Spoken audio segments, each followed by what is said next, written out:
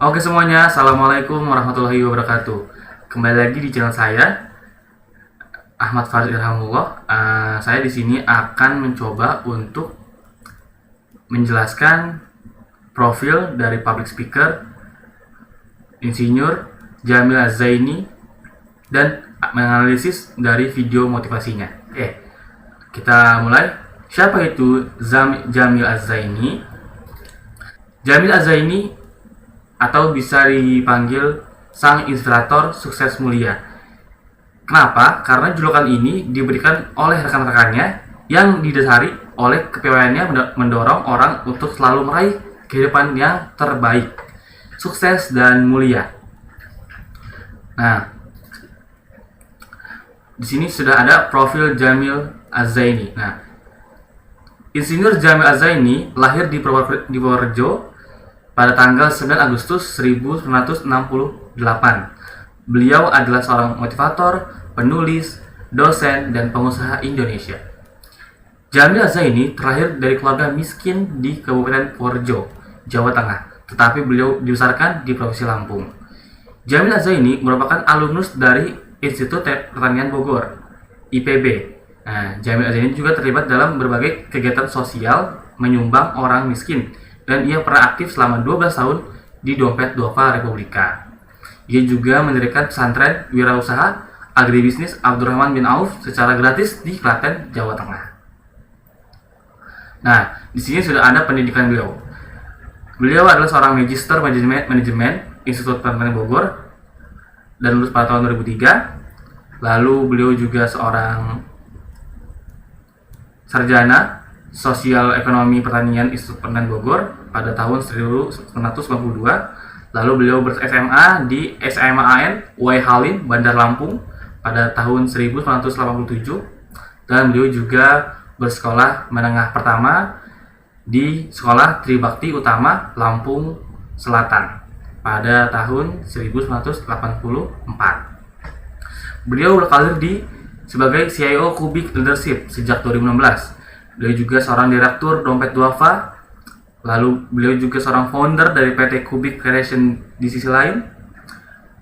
Lalu beliau juga sebagai pendiri Akademi Trainer, pendiri pesantren wirausaha, penanggung jawab pesantren Tafid Leadership, pendiri Asa Media, dan masih banyak karir beliau yang beliau jalani. Nah, tadi juga disebutkan bahwa beliau adalah seorang penulis. Nah, di sini sudah ada karya-karya beliau. Yang pertama ada Kubik Leadership yang berjudul Solusi Esensial Meraih Sukses Mulia, diterbitkan oleh Gramedia pada 2005. Lalu di sini ada buku Menyemai Impian Meraih Sukses Mulia yang diterbitkan sama oleh Pustaka Gramedia pada 2008. Lalu ada buku Tuhan Inilah Proposal Hidupku, Gramedia 2010. Lalu ada buku DNA Sukses Mulia, Gramedia 2010. Lalu ada buku yang berjudul Maklar Rezeki dan diterbitkan oleh Mizan pada 2012. Lalu beliau menerbitkan buku yang berjudul On Mizan 2013. Lalu beliau juga menerbitkan buku yang bernama Marry Me or Never yang diterbitkan pada 2014 oleh Pustaka Mizan juga. Oke, tadi adalah sedikit tentang profil beliau. Nah, sekarang kita akan masuk ke dalam sesi analisis video motivasi dari beliau. Ada 6 prinsip dalam public speaking. Ya, ada 6 prinsip dalam public speaking. Yang pertama, adanya motivasi. Yang kedua, adanya perhatian. Yang ketiga, adanya keinderaan. Yang keempat, adanya pengertian. Yang kelima, adanya pengulangan. Dan yang keenam, adanya kegunaan. Ada 6 prinsip dalam public speaking. Oke, yang pertama, prinsip motivasi. Audiens harus diberi motivasi agar bersemangat ketika mendengarkannya. Motivasi bisa diberikan dengan bentuk penyampaian cerita yang menarik atau bisa dengan berbicara secara mencolok dan menyampaikan materi sesuai kebutuhan audiens. Nah, teman-teman bisa melihat prinsip motivasi di video beliau di video berikut ini.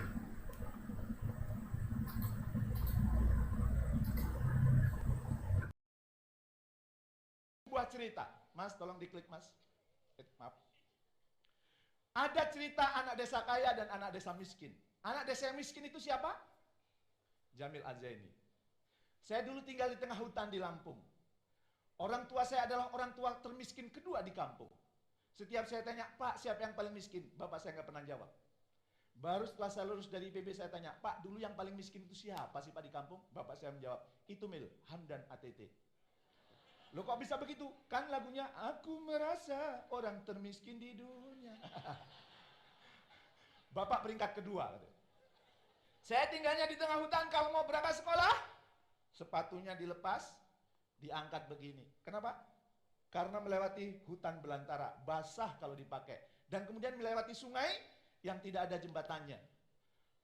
Miskin, tapi walaupun kami keluarga miskin, orang tua saya punya kebiasaan. Apa? Sebelum kami tidur selalu dipanggil. Kaulan itu kakak saya, Jamil itu saya, Siti, memang kita miskin harta. Tapi jangan pernah miskin cita-cita.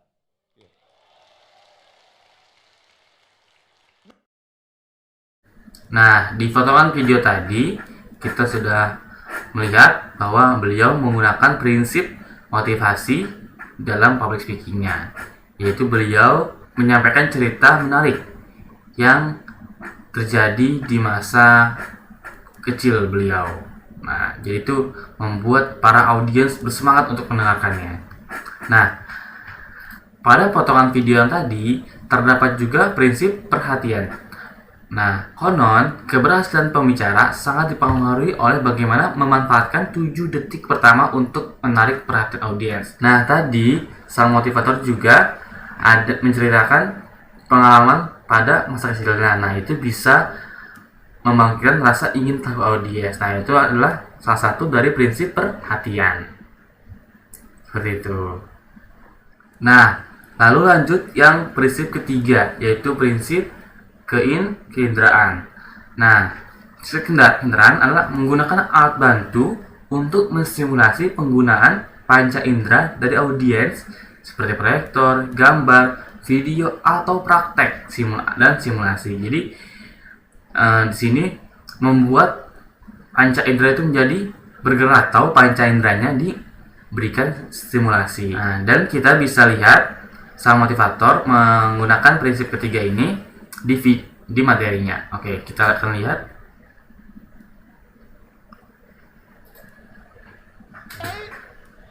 Mohon maaf, tangan kanannya. Siap mulai. Mohon maaf, tangan kanannya diangkat. Tepukan sebelah kanannya dan ikuti kata-kata saya. Bro, tolong HP-nya di silent bro.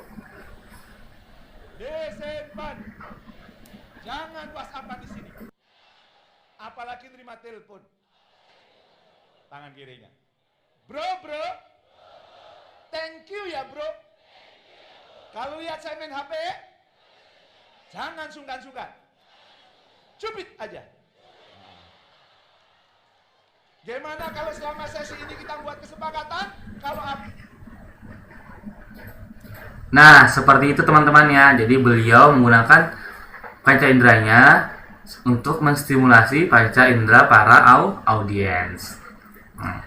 Jadi beliau sudah menggunakan prinsip yang ketiga. Oke. Nah, sekarang kita masuk ke prinsip keempat, adalah prinsip pengertian. Nah, dalam prinsip ini, materi yang disampaikan harus mudah dimengerti oleh audiens. Nah,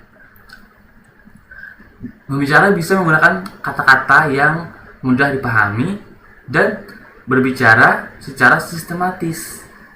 Jadi, para audiens bisa lebih memahaminya dengan baik. Nah, di sini kita akan lihat bagaimana sang motivator menggunakan prinsip pengertian ini. Oke.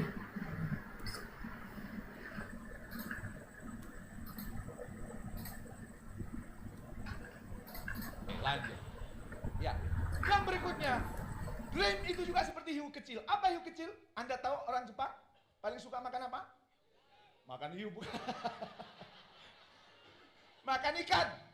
Karena orang Jepang mania ikan, lama-lama persediaan ikan di sekitar laut Jepang menipis. Dan para nelayan kalau nangkap perlu ke tengah laut. Karena kemudian ikannya makin menipis, nyarinya perlu waktu yang lama. Dibawa ke darat, dijual. Laku? Enggak, ikannya sudah bau. Maka para nelayan Jepang berpikir bagaimana caranya supaya ikan ini enggak bau. Kapalnya masih ada, dikasih freezer. Ikannya ditangkap, masukkan freezer, ikannya ditangkap, masukkan freezer, ikannya ditangkap, masukkan freezer. Dibawa ke darat, dijual. Laku? Enggak, orang Jepang tidak suka ikan yang sudah dibekukan. Kurang enak. Maka para nelayan Jepang berpikir bagaimana caranya supaya ikannya enggak beku. Freezernya dibuang, diganti kolam. Ikannya ditangkap, masukkan kolam, ikannya ditangkap, masukkan kolam. Bergerak dia ke sana kemari. Tapi karena kemudian lama-lama ikannya males.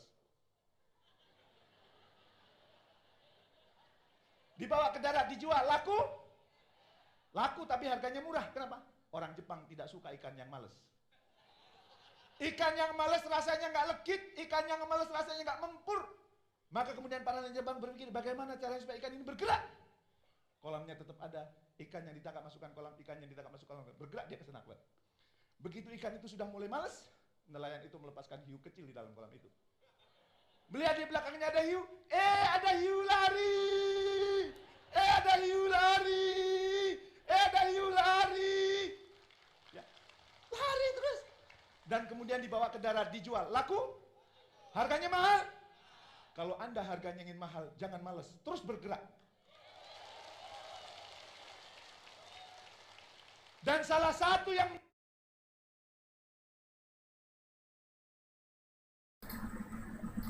Oke teman-teman, nah itu adalah prinsip Nah teman-teman, itu adalah salah satu prinsip pengertian yang beliau pakai. Oke, sekarang kita langsung masuk ke yang kelima, prinsip pengulangan. Nah di sini beliau menggunakan prinsip ini ketika beliau sedang berbicara tentang sukses yang mulia. Jadi sukses yang tidak hanya mementingkan diri sendiri saja, tapi juga mementingkan diri orang lain. Nah, kita langsung lihat videonya teman-teman.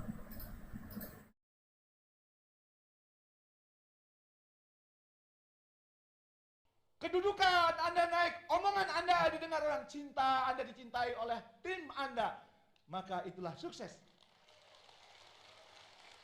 Tetapi ternyata kalau Anda dapat ini, tidak akan mengantarkan kebahagiaan.